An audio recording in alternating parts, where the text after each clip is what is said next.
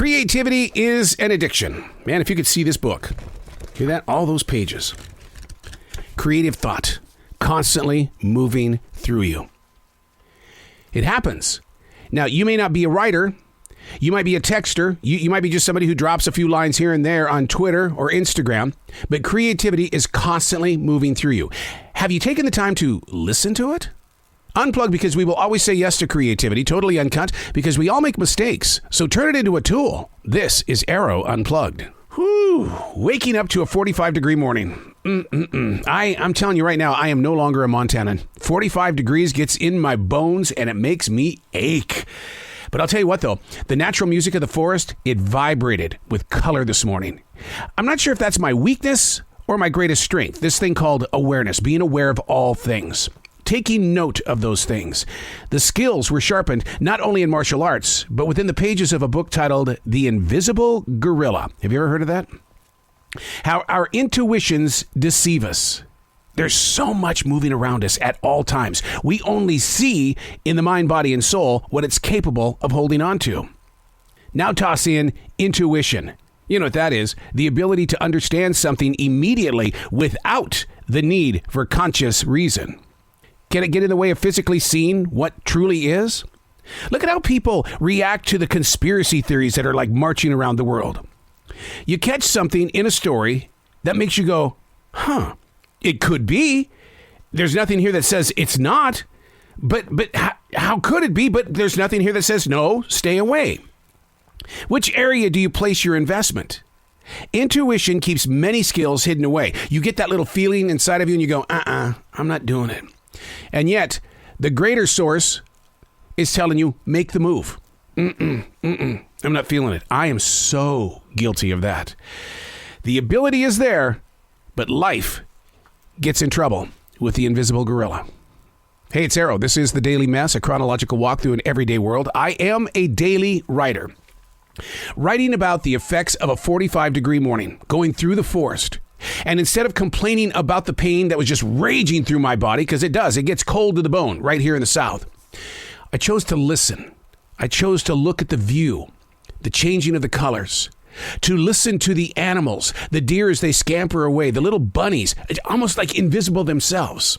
And so through awareness, I'm able to see all these things around me. But somewhere out there, we all face an invisible gorilla.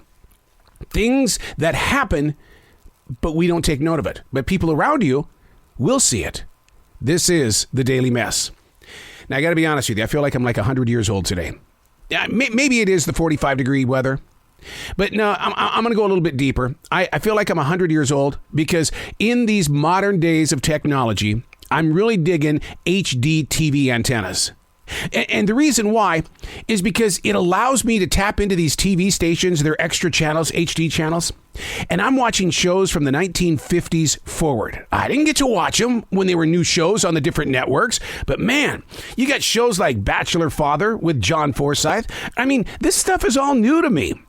If I didn't see it when it was on the networks and I'm seeing it today, man, I'm loving it. It's some quality TV. But the problem is they all go to commercials. And 90% of those commercials are geared toward the older generation. From life and death insurance to selling your home early to dentures, arthritis, the viewer is left to think, oh my God, I'm there. I'm that old. Now, research has got to show that, sure, the older people are doing this because they can't afford the cable TV or even some of these apps and stuff like that for your smart TV. But the thing is, though, is that the younger generation, such as the millennials as well as Generation Z, if they could just tap into the HD antenna channels, I mean, we've got something like 55 free channels, and sure, it plays everything.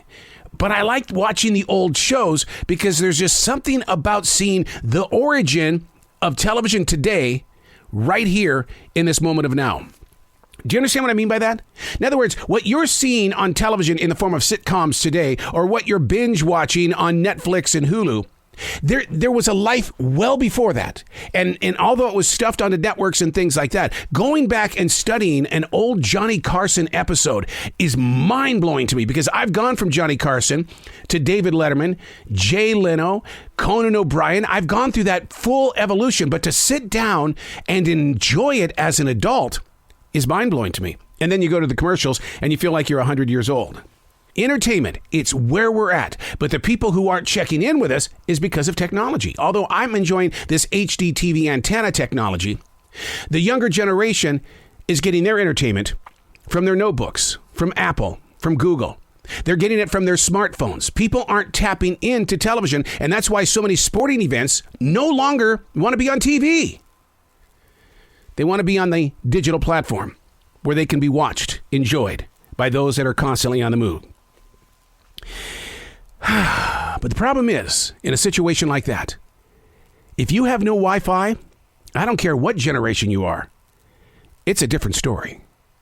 I'm Arroe, and that's The Daily Mess.